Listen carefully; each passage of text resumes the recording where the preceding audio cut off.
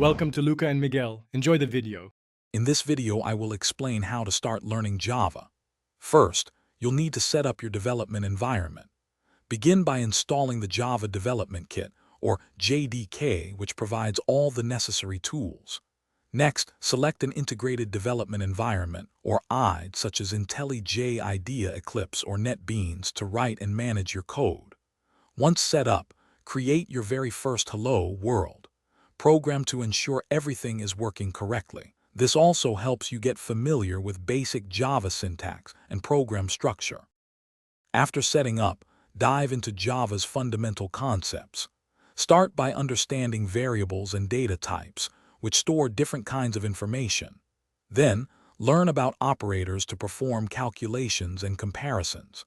Next, master control flow statements like if-else conditions and various loops to dictate program execution. You'll also explore methods for creating reusable blocks of code. Finally, begin to grasp the core principles of object-oriented programming, a foundational concept in Java. Object-oriented programming, or OOP, is central to Java. You'll learn about classes, which act as blueprints, and objects, which are instances created from those blueprints.